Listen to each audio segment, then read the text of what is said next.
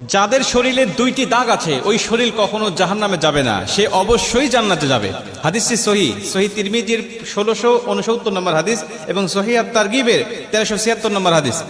হযরত আবু উমামা রাদিয়াল্লাহু তাআলা আনহু হাদিসটা বর্ণনা করেছেন। রাসূল সাল্লাল্লাহু আলাইহি ওয়াসাল্লাম বলেন, যাদের শরীরে দুইটা দাগ আছে এবং যাদের শরীর থেকে 2 ফোঁটা তরল পদার্থ নির্গত হয় ওই শরীর কখনো জাহান্নামে যাবে না, সে অবশ্যই জান্নাতে যাবে এবং আল্লাহ পাকের কাছে এই শরীরটা সবচেয়ে প্রিয় শরীর। রাসূল সাল্লাল্লাহু আলাইহি ওয়াসাল্লাম বলেন, 1 নম্বর দাগ হলো যে ব্যক্তি জিহাদের ময়দানে আল্লাহকে খুশি করার জন্য, আল্লাহর দ্বীন কায়েম করার জন্য অথবা আল্লাহর সন্তুষ্টির জন্য যে ব্যক্তি বাতিলের মোকাবেলা করতে গিয়ে শত্রু পক্ষের আঘাতে তার শরীরে ছোট্ট একটা দাগও যদি বসে যায়, এই দাগটা কিয়ামতের ময়দানে সুপারিশ করে বা এই দাগটা থাকার কারণে কিয়ামতের ময়দানে আল্লাহ পাক তাকে জান্নাতে দিয়ে দিবে। নবীজি সাল্লাল্লাহু আলাইহি ওয়াসাল্লাম বলেন, 2 নম্বরে ফরজ ইবাদত সমূহের কোন একটি দাগ যদি তার শরীরে দেখা যায়, যেমন নামাজ পড়তে পড়তে সেজদা দিতে দিতে কপালে